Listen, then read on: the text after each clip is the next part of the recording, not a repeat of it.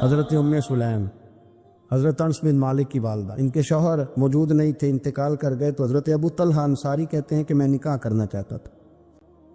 حضرت ابو طلحہ بڑے سمجھدار آدمی تھے، زیرک تھے، مالدار تھے، عقل مند، دانا بندے تھے۔ انہوں نے پیغام بھیجا حضرت سلیم سے کہ تیرے ساتھ نکاح کرنا ہے۔ سمجھدار آدمی تھے، عقل مند تھے۔ حضرت سلیم کہنے لگی کہ آپ نے پیغامی نکاح بھیجا ہے تو آپ جتنے وفادار اور شریف آدمی، آپ کا پیغامی نکاح رد نہیں کیا جا سکتا، پر میری نکاح کی شرطیں بڑی سخت ہیں۔ انہوں نے کہا وہ کیا؟ کہنے لگی میرا حق مہر بڑا مہنگا ہے، اگر آپ میرا حق مہر ادا کریں تو وہ میں آپ سے نکاح کر لیتی ہوں۔ حضرت ثابت رضی اللہ تعالیٰ عنہ فرمایا کرتے تھے دنیا میں اتنا تگڑا حق مہر میں نے کسی بیوی کا نہیں دیکھا، اور اتنا خوبصورت بھی نہیں دیکھا جتنا حضرت سلیم کا حق مہر ہے۔ حضرت ابو طلحہ کہنے لگے بی بی تو حق مہر بتا، تیرا کیا حق مہر ہے؟ دیکھو ان لوگوں کا ایمان کتنا مضبوط تھا، تعلق کتنا گہرا تھا۔ سلیم کہتی ہے حق مہر دے دو، اور جو لفظ انہوں نے بیان کیے وہ اتنے شاندار ہیں کہ وجد کرنے کو دل کرتا ہے۔ فرمانے لگی بس حق مہر لوں گی، اس کے بعد کسی چیز کا سوال نہیں کروں، ساری زندگی خرچہ نہیں مانگوں گی، روٹی پانی کپڑا جو دو گے پہن لوں گی، پر ایک حق مہر وہ اگر دیتے ہو تو میں نکاح کر لیتی ہوں، اس کے علاوہ سوال کوئی نہیں۔ حضرت ابو طلحہ کہنے لگے بی بی بتا تو صحیح حق مہر کیا، تو رو پڑی، کہنے لگی تو غیر مسلم ہے، میرے نبی کا کلمہ پڑھ جا، یہی میرا حق مہر بن جائے، تو حضور کا غلام ہو جا، میں ساری زندگی روٹی نہیں مانگتی، میں کسی شے کا سوال نہیں کرتی، میں غریبی میں جیوں گی، میں تھوڑے پہ گزارا کروں گی، پر میرے رسول کا کلمہ پڑھ جا، یہ میرا حق مہر بن جائے گا۔ آپ یارو اس درد کو سمجھو نا، تو کلمہ پڑھ جا۔ حضرت ابو طلحہ کہنے لگے میں بھی دین کے بڑا قریب تھا، لیکن تیرا سچا اور سچا جذبہ بتاتا ہے کہ دین سچا ہے۔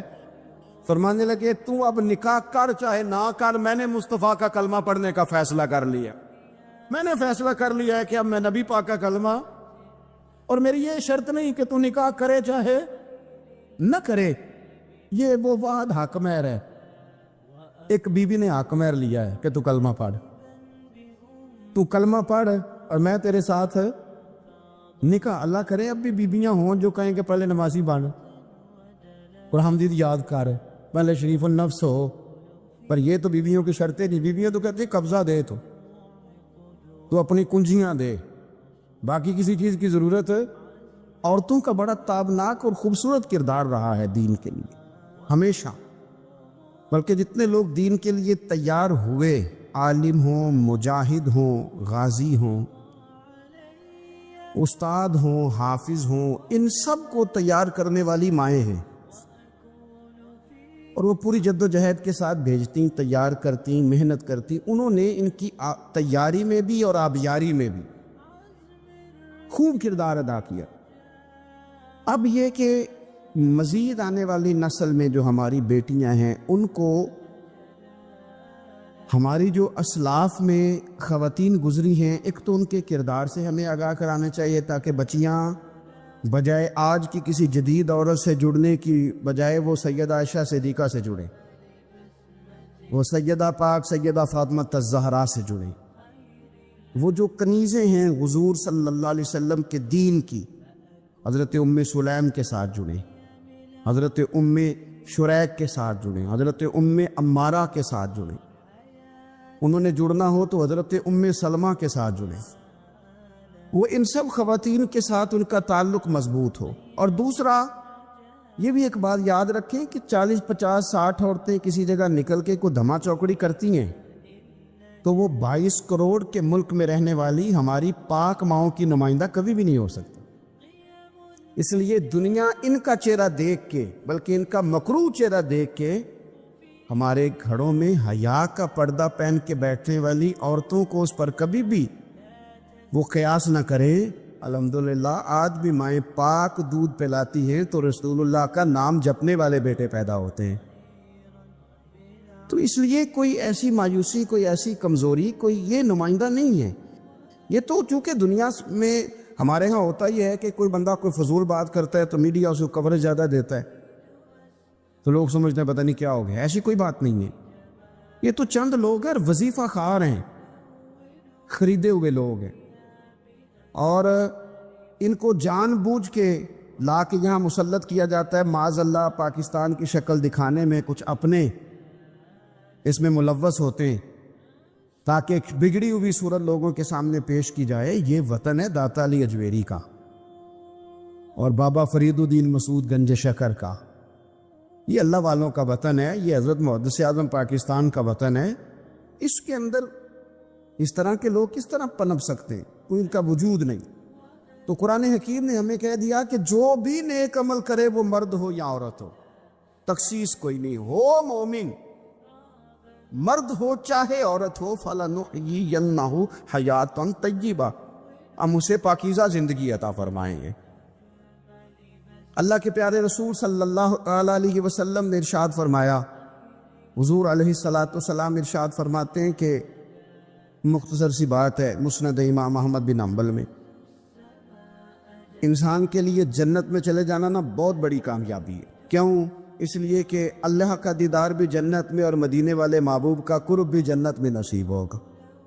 رسول کائنات علیہ السلام کے قرب میں بھی جگہ وہی جنت میں ملے گی. وہیں سب اللہ والوں کی زیارت ہے، وہیں سب کے لیے انعامات ہے، وہیں سب کا بسیرا ہے. قرآن مجید نے کہا اصحاب الجنتی ہم الفائزون، اصحاب الجنتی ہم الفائزون، یہ جو جنتی ہیں یہ کامیاب لوگ ہیں. تو نبی پاک صلی اللہ علیہ وسلم نے مختصر بات ارشاد فرمائی مسند امام احمد بن حنبل میں. حضور فرمانے لگے عورت 5 نمازیں پڑھے، اپنے روزوں کی حفاظت کرے، یعنی رمضان کے روزے رکھے. فرمایا اپنے خامند کی اطاعت کرے، نماز روزے کی پابندی کرے، خامند کی اطاعت کرے اور اپنی شرمگاہ کی حفاظت کرے. تو حضور فرماتے ہیں پھر قیامت والے دن نہ اس کے لیے جنت کھول دی جائے گی، وہ جس دروازے سے چاہے جنت میں داخل ہو جائے. پر کھول دیا اللہ تعالیٰ نے اس کے لیے 2 ہی باتیں، ایک یہ کہ نماز روزے کا خیال کرے، خامد کی اطاعت کرے، شرمگاہ کی حفاظت کرے. تو جنت کے جس دروازے سے وہ چاہے گی نا اس کو داخلہ دے دیا جائے گا. تو عورتوں نے بڑے مضبوط ایمان کا مظاہرہ کیا ہے، مضبوط ایمان کا. پہلی مثال دیتا ہوں جناب ہاجرہ کی. حضرت ہاجرہ رضی اللہ تعالی عنہا حضرت اسماعیل علیہ السلام کی والدہ ہیں، جناب ابراہیم خلیل اللہ علیہ السلام کی اہلیہ ہیں. میں نے پہلے بھی ایک دفعہ کہا تھا، پھر کہتا ہوں کہ آج کل نا کاکروچ دیکھ کے، چھپکلی دیکھ کے چیخ مارنا یہ خوف نہیں، یہ فیشن ہے. اسے پتہ چلتا ہے کہ یہ برگر فیملی ہے، اسے پتہ چلتا ہے یہ امیر لوگ ہیں. یعنی کاکروچ کھا جاتا ہے کہ چھپکلی کھا جاتی ہے، لیکن یہ نا جی وہ جی ہمارا بچہ چیخ مارتا ہے اس کو دیکھ کے، کیا مطلب ہے بڑا پڑھا لکھا جی، بڑی سوبر فیملی. یہ پڑھے لکھے نہیں، یہ بزدل ہونے کی علامت. کمزور پڑنا، ڈرنا، خوف کھانا، اللہ تبارک و تعالیٰ پر ایمان رکھتے ہوئے توکل میں کمزوری کرنا معاذ اللہ. مسلمان کا تو یہ نظریہ نہیں نہ ہوتا. اور مسلمان عورتوں کا ہر وقت رونا کہ نصیب پتہ نہیں کیسے ہوں گے، پتہ نہیں کیا بنے گا، میرا تو کچھ بان ہی نہیں رہا. جب بات کرنا رو کے کرنا، جب سنانا دکھ کی سنانا. یہی حال ماں کا ہے، یہی بہن کا ہے، یہی بیٹی کا ہے، اللہ ماشاءاللہ کچھ اچھی بھی ہیں. تو اس قدر زیادہ کمزور نظریات مسلمان عورتوں کے نہیں ہوتے. اور پھر ساری زندگی اگر یاد کرنا ہے تو دکھ یاد کرنا ہے، سکھ نہیں یاد کرنا. زندگی کے اندر جہاں کسی جگہ آزمائش آئی اس کا ذکر روز کرنا ہے، اور جو آسانی آئی ان کو بھول جانا ہے. حضرت ہاجرہ کو جناب ابراہیم خلیل اللہ علیہ السلام چھوٹا سا بیٹا دے کے وادی غیر ذی زرعین میں چھوڑ آئے. اتنی سی کھجوریں، ایک مشکیزہ پانی کا. اس خاتون کو وہاں کھڑا کیا، دور دور تک آبادی کوئی نہیں، جنگل کا سما ہے، پرندے تک آ کے نہیں چہکتے، کوئی چیز نہیں دنیا کی. لیکن ایمان اس کو کہتے ہیں، طاقت اس کو کہتے ہیں. کلمہ پڑھنے کے بعد کھڑا رہنا اور اپنے توکل کو مضبوط رکھنا اس کو کہتے. حضرت ابراہیم واپس لوٹ رہے تھے تو جناب ہاجرہ نے ایک سوال پوچھا، بس ایک. جناب ہاجرہ عرض کرتی ہیں اللہ کے خلیل، یہ اپنی مرضی سے چھوڑ کے جا رہے ہو کہ رب کا حکم ہے؟ میرے مالک کی میرے بارے میں یہی فیصلہ ہے، یہی رضا ہے، یا آپ اپنی مرضی سے چھوڑ کے جا رہے. تو جناب خلیل علیہ السلام فرمانے لگے ہاجرہ نہیں، یہ رب کا فیصلہ ہے، یہ اللہ کی رضا ہے. تو آپ کو بخاری میں یہ لفظ ملیں گے. جناب ہاجرہ کہنے لگی پھر آپ فکر نہ کریں، اگر رب کا یہ حکم ہے تو پھر میرا رب ہمیں کبھی بھی ضائع نہیں کرے گا. یہ مضبوطی ایمان کی، یہ مضبوطی، رب پھر ہمیں کبھی ضائع. او میرے ملت کی بیٹیوں اور بہنوں، ساری امیدیں خامن سے کیوں لگاتی ہو؟ ساری امیدیں بیٹے اور بھائی سے کیوں لگاتی ہو؟ ساری امیدیں دنیا سے کیوں لگاتی ہو؟ اس طرح کرو، اپنی ساری امیدیں اپنے رب کے ساتھ وابستہ کرو. رب کی رضا پہ، رب کے فیصلوں پہ راضی رہنا سیکھو. اگر تم یہاں ٹھہر گئی نا تو تمہارے پھر آنسو بہیں گے ضرور پر اللہ کی بارگاہ میں، پھر تمہاری دعائیں کے لیے ہاتھ اٹھیں گے ضرور پر اس کا کرم طلب کر، پھر کمزور باتیں نہیں کرو. اس طرح ایمان عورتوں کا مضبوط تھا.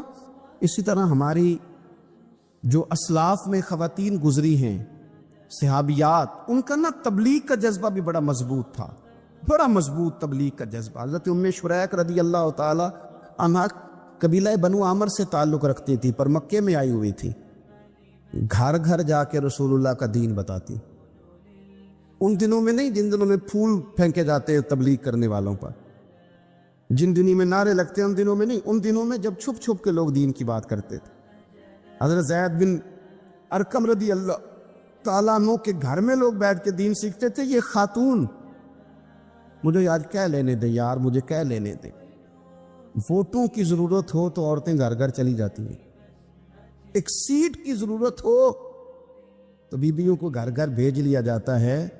یہ دیکھو، یہ ایمان ہے رسول اللہ صلی اللہ علیہ وسلم پر، صحابیات کا یہ کمال ہے کہ گھر گھر وہ بھی گئی ہیں پر ووٹ کے لیے نہیں، رسول اللہ کے دین کے لیے، رسول اللہ کے دین کے لیے. گھر گھر حضرت ام شریک جاتی، جا کے نا، اور وہ طریقہ تھا نا، عورتوں کو قائل کرتی. بڑے کٹھن حالات تھے اسلام پر، اعلانیہ کوئی بات نہیں کر سکتا تھا.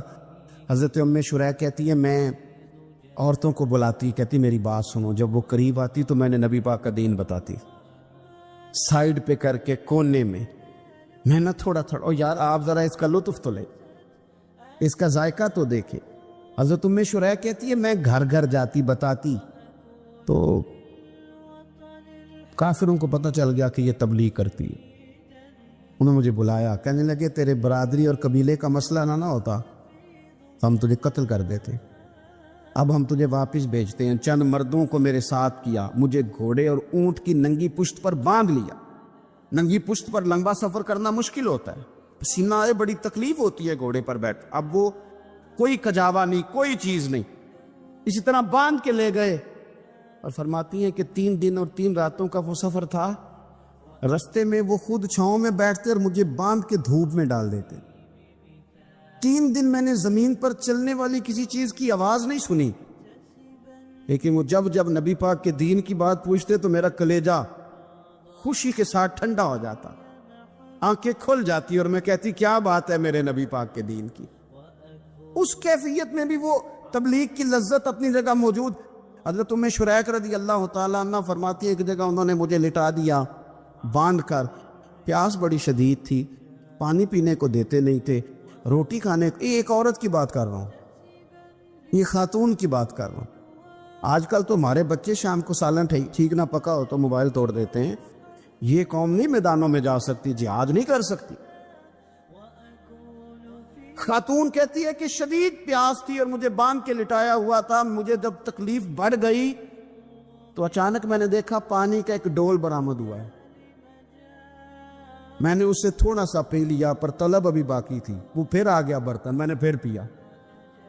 طلب ابھی باقی تھی، پھر برتن آ گیا. امام ابو نعیم نے اس کو لکھا ہے حلیۃ الاولیاء میں. فرماتے ہیں تیسری دفعہ وہ پھر بھرا ہوا ڈول پورے کا پورا آ گیا. اب میں نے پیا بھی، اپنے کپڑوں پہ بھی چھڑکا. جب وہ سارے بیدار ہوئے تو مجھے آگے کہنے لگے کہ تو نے ہمارا پانی استعمال کیا ہے. فرماتی ہے پر انہوں نے اپنے برتن دیکھے، مشکیزیں دیکھے تو بھرے ہوئے تھے. میرے قریب آ کے کہنے لگے یہ پانی کہاں سے آیا؟ تو میں نے کہا تم ابھی میرا عقیدہ نہیں سمجھے، یہ میرے رب نے مجھے دیا ہے، میرے رب نے مجھے دیا. فرماتی مجھے باندھ کے لے جا رہے تھے، پر جب میری بات سنی نا تو بول کے کہنے لگے ہمیں سمجھ آ گئی ہے تیرا دین ہمارے دین سے بہتر ہے، تیرا عقیدہ ہمارے عقیدے سے بہتر ہے. اور ایک روایت میں یوں بھی ہے کہ وہ باندھ کے لے جا رہے تھے، پر یہ کمال دیکھا تو کلمہ پڑھ کے مدینے والے کے غلام بن گئے. صحابیات نے نا بڑا جم کے دین کا کام کیا، عقیدہ، پھر تبلیغ، پھر میدان جہاد. عورتیں جہاد میں جایا کرتی تھی، وہ زخمیوں کو پانی پلاتی تھی، مرہم پٹی کرتی تھی. پہلے اپنے جسم کے ساتھ بڑی بڑی پٹیاں لپیٹ کے لے جاتی، جہاں کسی زخمی کو ضرورت ہوتی وہ پٹیاں کرتی. اور اعصابی طور پر مضبوط رہ کے میدان کے اندر جہاد وہ بندہ کرتا ہے جو یقین کامل کی دولت جسے نصیب ہو، جسے پتا ہو کہ یہ میں مروں گا تو میرا مرنا رائے گا نہیں، اللہ مجھے شہادت کا درجہ عطا فرمائے گا. لیکن اگر یہیں سے بندہ اپنے آپ کو مطمئن نہ کر سکے تو میدان میں جائے گا. یقین کامل ہو، اگر ہو یقین کامل پیدا تو پھر کٹ جاتی ہیں زنجیریں، پھر انسان آگے مضبوطی سے آگے بڑھتا ہے. نبی پاک صلی اللہ علیہ وسلم جب جہاد کے لیے تشریف لے جاتے نا تو عورتوں پر کسی نہ کسی شخص کو نمائندہ بنا کے چھوڑ کے جاتے تھے. ایک دفعہ مولا علی شیر خدا کو بھی چھوڑ کے گئے، حضرت عبداللہ ابن مکتوم رضی اللہ تعالیٰ عنہ کو بھی ایک دفعہ چھوڑ کے گئے. ایک موقع پر نا حضور نے عورتوں کو ایک جگہ پہ چھوڑا پیچھے، تو وہ قلعہ تھا حضرت حسان بن ثابت رضی اللہ تعالیٰ عنہ، بڑا مضبوط قلعہ تھا. اس قلعے کے اندر خواتین ساری محفوظ کر کے ان کو وہاں بٹھا دیا گیا. حضور جہاد کے لیے چلے گئے.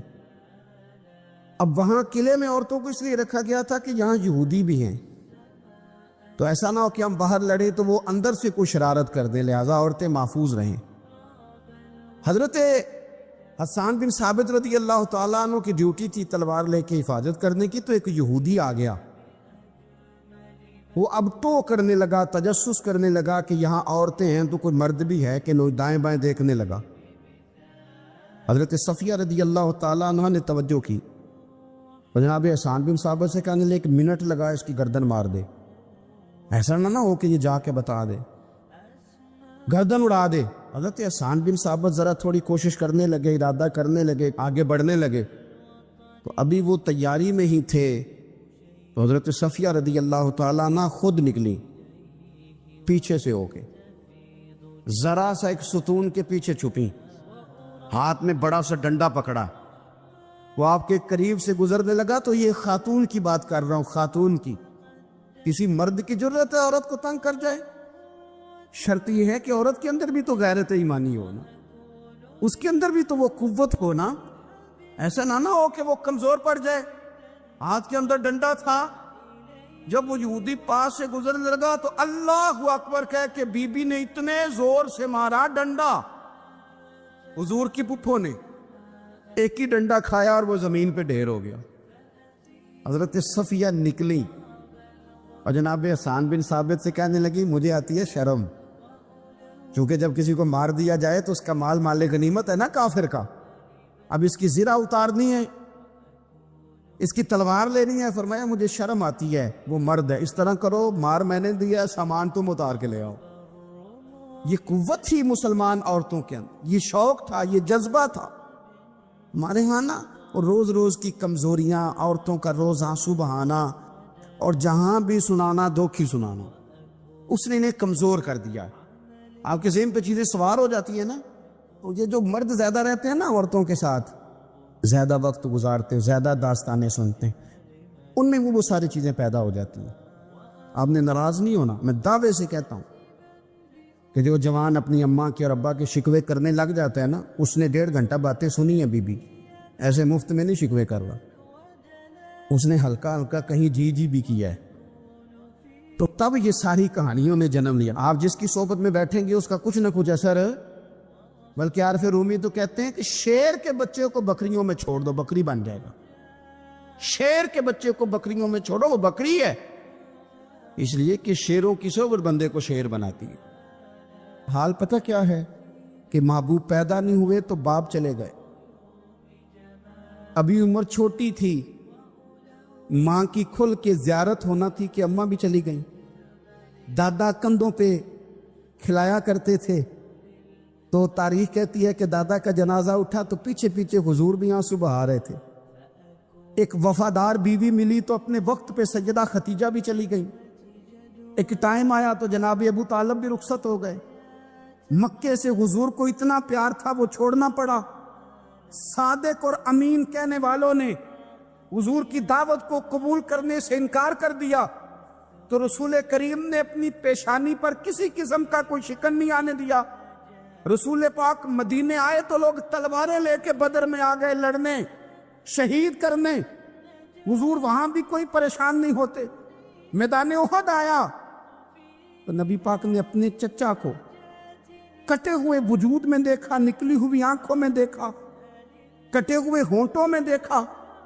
किसी जगह मेरे रसूल पाक सल्लल्लाहु ताला अलैहि वसल्लम शिकवा करते दिखाई नहीं देते। हुजूर की वो बीवी सैयदा आयशा सिद्दीका रज़ी अल्लाह ताला अन्हा, जिनकी पाकी का रब बयान करे, उन पर मुनाफिकीन ने इल्जाम लगा दिया। इतने पाक घराने पर लोगों ने उंगली उठाई। मेरे रसूल ने आंसू बहाए, पर किसी जगह हुजूर परेशान होते दिखाई नहीं दिए। हम ढूंढने लगे, तलाश करने लगे। जब दरवाजा रसूल पे गए तो हुजूर खुद बोले, मेरे रसूल फरमाने लगे, मेरे गुलामों याद रखना, ये सब्र मेरी चादर है, ये सब्र मेरी चादर है, ये हौसला मेरी चादर है। सैयदा आयशा सिद्दीका रज़ी अल्लाह ताला अन्हा फरमाया करती थी, लोगों मुझे अल्लाह की इज्जत की कसम, मैंने हुजूर से बढ़कर किसी को सब्र करने वाला नहीं देखा, किसी को हौसला करने वाला हुजूर से बढ़ के नहीं देखा। उम्मत को क्या हो गया? ये चौराहों पे लड़ रही है, चौकों पे लड़ रही है, घर हैं कि फसाद के आईनादार बने हुए। लोग आके रो पड़ते हैं कि जनाब भाइयों का सलूक नहीं, कोई दुआ कर दें। रो पड़ते हैं जनाब अब्बा के साथ भी लड़ाई हो जाती है, कोई तावीज दे दें। जरा जरा हौसला नहीं, सब्र नहीं। किसी जगह ठहरना तो सीखो मेरे अजीज, किसी जगह ओ यारो आओ ना। मैदान करबला के दो सबक, इस्तकामत और सब्र। कितना दर्जा है सैयदना बिलाल हबशी का। मैं तकरीर कर देता हूँ, आप सुन लेते हैं, लेकिन कभी वो अंदाज भी तो देखो ना। हजरत बिलाल, ओ मेरे दोस्त, जेल के अंदर बंदे के हाथ नहीं बांधे जाते, पैर नहीं बांधे जाते, पर लोग जेल में रोते हैं, तड़पते हैं।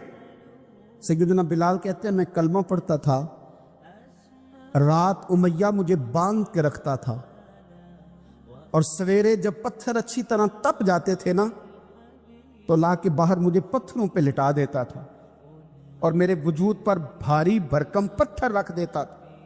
सुनना जरा, तसव्वुर में लाना, भला मैं क्या कहने लगा हूं। हजरत हसन बिन साबित रज़ी अल्लाह ताला अन्हु फरमाते हैं, मैं मक्का मुकरमा आया हज या उम्रे के लिए, तो मैंने मस्जिद नबी के जो आज मुअज्जिन बिलाल हैं, मैंने इनका ये रंग देखा कि मक्के के बच्चों ने उनके गले में रस्सी बांध के ना तो हाथों में पकड़ी हुई है, और मक्के के बाजारों में ना उनको खींचते हैं, ले जाते हैं। मैंने एक शख्स से पूछा, ये क्या माजरा है, क्या मुअम्मा है? तो बताने वालों ने बताया कि ये काले रंग का हबशी गुलाम मार सारा दिन खाता है, इसके साथ लोग वो सलूक करते हैं जो अजियतनाक और खौफनाक है। सारा दिन मार खाता है, पर अपनी जुबान पे खुदा का नाम लेता रहता है, मुहम्मद मुस्तफ़ा का नाम लेता रहता है। ओ तेनू लब दिया आप गवाचे, सानू अपनी खबर न कोई, अवेखना साथों भारे नी कख गलियां। हुण ते आख दे लोग शुदाई, असी नंग नमूस दा साड़ के चोला, गल पहने है ताज गदाई। ओए सजना अपना आप गवाया है, तां यार ने चाती पाई। भाई इस तरह का लोगों ने भी अंदाज देखा, लेकिन हमारा ये हाल है कि किसी जगह भी ठहराव नहीं, किसी जगह भी ठहराव नहीं, किसी जगह भी सब्र नहीं, किसी काम पर भी इस्तकामत नहीं। हमारी दोस्तियां रोज टूटती हैं, ताल्लुकात रोज कमजोर पड़ते हैं। हम बड़े जोश के साथ आगे बढ़ते हैं, اور بڑے بڑے اعلانیہ وعدے کرتے ہیں. کون سی چیز ہے جو ہمیں کمزور کر دیتی ہے؟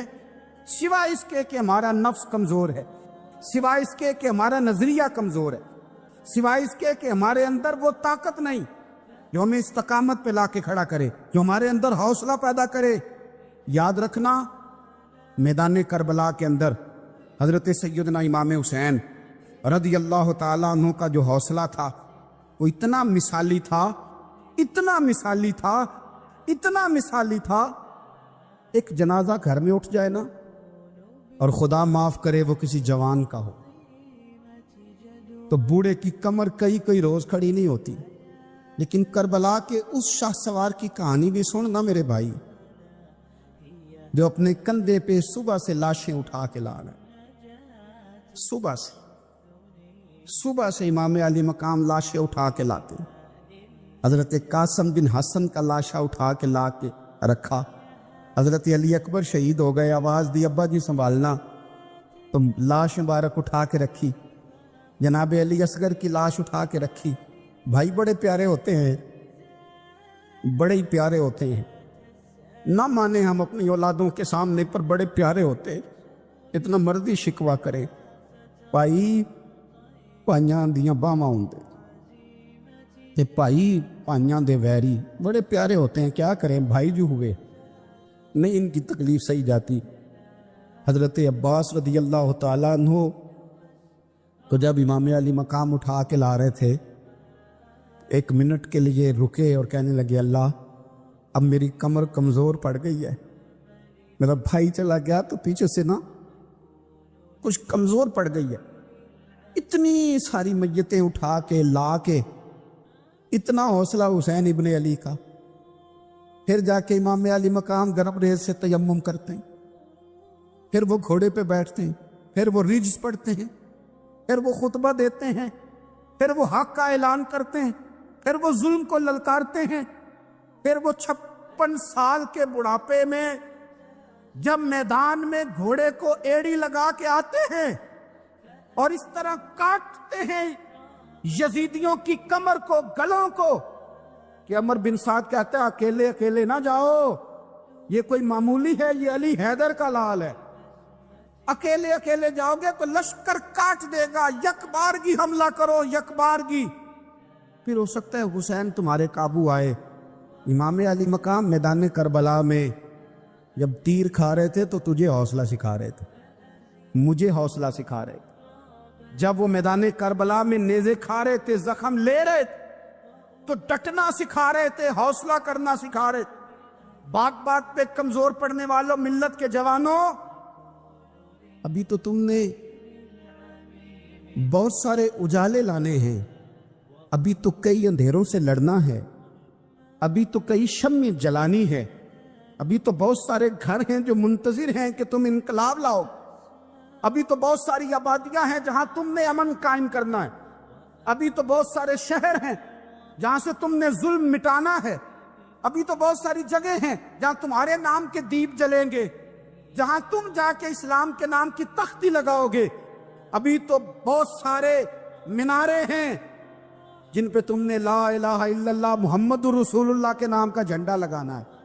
ابھی تو آگے بڑھنا ہے، ابھی تو بہت سارا کام کرنا باقی. اقبال کہنے لگے کہ وقت رخصت ہے کہاں، کام ابھی باقی ہے، اور لوگوں نور توحید کا اتمام ابھی باقی ہے. اور ایک شاعر اور بولے، وہ کہنے لگے مسلمانوں نہ گھبراؤ، خدا کی شان باقی ہے، ابھی اسلام زندہ ہے، ابھی قرآن باقی ہے. کافر کیا سمجھتے ہیں جو ہم سے روز الجھتے ہیں، ابھی تو کربلا کا آخری میدان باقی ہے، ابھی تو بڑھنا ہے، آگے سفر کرنا ہے. کمزور نہ پڑے. اپنی زندگی کے اندر کسی جگہ بیماری بھی آ جاتی ہے، تکلیف بھی آ جاتی ہے، آزمائشیں بھی آ جاتی، غریبی بھی آ جاتی، یہ آنے والی چیزیں ہیں تو آ جاتی. اپنی زندگی میں صرف 2 4 5 چیزوں کو لاگو کر لیں. ایک تو مخلص زندگی گزاریں، ریاکار زندگی نہ گزاریں. جو لوگ ریاکار ہوتے ہیں وہ بزدل ہوتے ہیں، جو ریاکار ہوتے ہیں وہ دکاندار ہوتے ہیں، جو ریاکار ہوتے ہیں وہ اداکار ہوتے ہیں، جو ریاکار ہوتے ہیں ان کے پاس ایک کریکٹر رہ جاتا ہے، اندر ان کے کچھ بھی نہیں ہوتا، خالی ہو جاتا ہے سارا۔ زندگی میں مخلص بنیں گے تو دلیر ہو جائیں، اخلاص کے ساتھ آپ زندگی میں سفر کریں، آپ مخلص ہو جائیں۔ میرے رسول پاک صلی اللہ علیہ وسلم نے فرمایا مخلص ہو جاؤ، اللہ کے رضا والے ہو جاؤ، مخلص ہو جاؤ، تمہارا تھوڑا عمل بھی تمہارے لیے زیادہ ہو جائے گا، تمہیں کفایت کر جائے گا تھوڑا عمل۔ اللہ کے علاوہ کسی سے ڈرنا چھوڑ دیں، غیر کا خوف دل سے نکال دیں، خوف نکال دیں، اپنی زندگی میں غیر کا خوف نکال دیں، نکال پھینکیں آپ امیروں کا خوف، نکال پھینکیں دنیا کیا کہے گی۔ یاد رکھنا عزتیں بھی رب دیتا ہے، ذلتیں بھی اس کی مشیت کا تقاضا ہوتی ہیں، رزق کا مالک بھی اللہ ہے۔ حضرت مولا علی سے کسی نے کہا کہ آپ اپنے ساتھ حارس کیوں نہیں رکھتے، گن مین کیوں نہیں رکھتے، باڈی گارڈ کیوں نہیں رکھتے؟ تو حضرت علی فرمانے لگے موت سب سے بڑی محافظ ہے، وقت سے پہلے آتی نہیں، آ سکتی نہیں۔ آپ غیر کا خوف نکال باہر پھینکیں۔ ایک جملہ میدان کربلا میں امام حسین نے کہا تھا، ایک جملہ، اور وہ جملہ اتنا طاقتور ہے کہ اگر سونے کے پانی سے لکھا جائے، ہیروں سے تولا جائے تو یہ ساری چیزیں کمزور پڑ جائیں۔ امام علی مقام میدان کربلا میں جب گھوڑے پہ سوار ہوئے، اللہ اکبر کہہ کے میدان میں آئے، اور آپ نے یزیدیوں سے کہا کہ تم ظالم ہو، جابر ہو، فاسق ہو، اطاعت تمہاری نہیں قبول کی جائے گی، اب بتاؤ لڑنا ہے کہ کیا کرنا ہے؟ جب وہ لڑنے کے لیے میدان میں آئے تو امام نے ایک جملہ کہا، فرمانے لگے لوگوں گواہ رہنا، آج میں نے عزتیں خرید لی ہیں اور ذلتیں دور کر دی ہیں۔ عزت ہے ہمارے پاس، عزت، ذلت دور ہو گئی۔ اگر اس کے ظلم سے چھپ کے بیٹھ جاتے، اگر ان تلواروں کے سامنے کمزور پڑ جاتے، اگر اس بڑے لشکر کو پیٹھ دکھا دیتے تو یہ عزت والا معاملہ، لوگوں ہم نے عزتوں کا سودا کیا، ہم نے ذلتیں بھگا دی، ہم نے وہی سودا کیا جو ہمارے اجداد کا طریقہ تھا، جو ہمارے اسلاف کا طریقہ تھا، جو طریقہ ہم نے علی المرتضیٰ سے سیکھا تھا اور نبی مصطفیٰ سے سیکھا تھا، وہ طریقہ ہم نے کر دکھایا۔ اللہ کے غیر کا خوف نکال پھینکے زندگی۔ اور تیسری بات، ہدف مقرر کریں، ہدف مقرر کریں۔ آپ کیا ہیں؟ آپ دین کے دائی ہیں، آپ دین کے مبلغ ہیں، آپ دین کو مالی سپورٹ کرنے والے ہیں، آپ اخلاقی سپورٹ کرنے والے ہیں، آپ ایک تاجر ہیں، آپ کس طرح کر کے میدان میں ہیں؟ آپ ایک ویلفیئر شخصیت ہیں، لوگوں کا بھلا کرنے والے، آپ کیا ہیں؟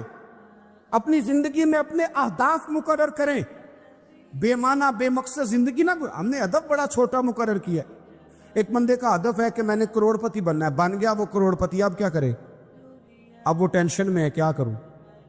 ہدف چھوٹا تھا نا، وہ پورا ہو گیا۔ ایک بندے کا ہدف تھا میں نے بڑی دکان خریدنی ہے، خرید لی، اب کیا کرے؟ اب ٹینشن میں، آگے کدھر جائے؟ ایک بندے کا ہدف تھا میں نے وزیر بننا، بن گیا۔ یہ چھوٹا ہدف ہے، یہ ہدف کبھی بھی آپ قبول نہ کریں۔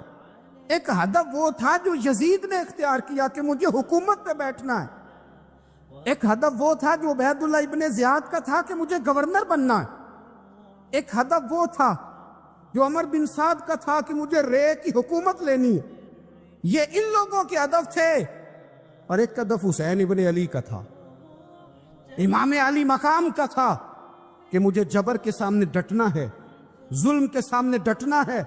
امام علی مقام کا خون تو بہہ گیا، کربلا کی زمین تو رنگین ہو گئی، نہ عبید اللہ ابن زیاد کی گورنری بچی، نہ شمر کو حکومت ملی، نہ یزید کچھ کما سکا، نہ زیاد کا وہ ظلم رہا، نہ یزید کی وہ جفا رہی۔ جو رہا تو نام حسین کا، جو رہا تو نام حسین کا، جسے زندہ رکھتی ہے کربلا، جو رہا تو نام حسین کا۔ چھوٹے اہداف نہ مقرر کرو۔ یہ کیا بات ہوئی؟ ایک کونسلری پہ سارا کچھ ہار دینا، ایک بچے کے میڈیکل کالج کے داخلے پہ سارا کچھ ہار دینا، ایک ہلکی چیز سفارش پہ سارا کچھ ہار جانا، ایک بڑے آدمی کے نام فوٹو آ گئی اور تو سارا کچھ ہار کے بیٹھ گیا۔ نہ، अपनी कीमत थोड़ी ना लगा, जगह जगह ना बिका कर, जगह जगह ना बिका कर, जगह जगह ना अपने आप को सेल किया कर। हमारे सौदे हो गए, हमें हुजूर ने खरीद लिया, मदीने की गली में सौदा हो गया। सौदा किस नाम पे हुआ, किस नाम पे हुआ? हमने सिर्फ इतना कहा कि या रसूलल्लाह मैदान माशर कह देना कि वो देखो हमारा गुलाम आ रहा। बस इतनी सी बात पे सौदा हुआ। मुल्ला रूमी रहमतुल्लाह लिखा है हजरत ईसा अलैहिस्सलाम के दौर का। आप फरमाते हैं कि हजरत ईसा के पास एक शख्स आया तो उसने कहा मुझे जानवरों की बोलियां सिखा दे। जनाब ईसा अलैहिस्सलाम फरमाने लगे, या हजरत मूसा अलैहिस्सलाम फरमाने लगे, भाई तू जिस तरह भी है ना तो उसी तरह ही अच्छा है। जो काम तेरे इख्तियार में नहीं उनमें मुदाखलत ना कर, जो काम जिसका है उसी को साजे। तू मुदाखलत में कर लगा, नहीं मेहरबानी करे। आपने फरमाया चलो ठीक है सिखा देते। वो आदमी घर के अंदर बैठा था तो जानवर रखे हुए थे, घोड़ा था, गाय थी, बकरी थी, बिल्ली थी, कुत्ता था, चंद जानवर थे। तो छोटी सी कोई चीज गिरी हुई थी तो कुत्ता खाने लगा तो बिल्ली ने पहले खा ली। उसने कहा मुझे तू क्यों नहीं खाने दिया, सारी खा गया है। तो बिल्ली कहने लगी फिक्र न कर, तुम्हारे मालिक का घोड़ा कल मर जाएगा, बड़ा सारा गोश्त होगा, खा लेना। तो मालिक ने बात सुन ली, वो बड़ा स्मार्ट बना, घोड़ा रात को ही बेच आया, तो अगले घर जाके मर गया। अब अगले दिन बिल्ली और कुत्ता फिर बात कर रहे हैं तो कुत्ता कहता है तू बड़ी झूठी है, तूने कल कहा था घोड़ा मरेगा, वो तो मरा ही नहीं। कहने लगी चल फिक्र न कर, आज गाय मरेगी। उसने सुन लिया और गाय भी छोड़ आया। फिर उसने कहा तू बड़ी झूठी है, तूने कहा था गाय मरेगी, कोई नहीं मरी। कहने लगी फिक्र न कर, आज बकरी मरेगी। उसने सुन ली, बकरी भी छोड़ आया। मुल्ला रूमी रहमतुल्लाह ताला अलैह फरमाते हैं कि बिल्ली बड़ी मायूस बैठी है तो दूसरा जानवर कुत्ता उससे पूछता है कि तू आज बड़ी परेशान है, क्या हुआ? बड़े तो झूठ बोलती थी, आज बड़ी मायूस है। कहने लगी परेशान इसलिए हो कि आज हमारे मालिक की रूह परवाज कर जाएगी। बकरी तो छोड़ आया था, गाय तो छोड़ आया था, घोड़ा तो छोड़ आया था, अपने आप को कहां छोड़ के आता? हजरत इस्राइल अलैहिस्सलाम से भी कुछ छुप सकता है। अब बड़ा परेशान हुआ, हजरत ईसा अलैहिस्सलाम की खिदमत में, हुजूर मेहरबानी करे, वो तो बातें कर रहे हैं जानवर के मेरी बारी है। तो आप फरमाने लगे तुझे कहा था तू जिस हाल में है उसी में रह, आगे बढ़ के मुदाखलत न कर, अपने दायरा कार के अंदर रह, तू आगे बढ़ा है, तू मर्जी का रिजल्ट चाहता था।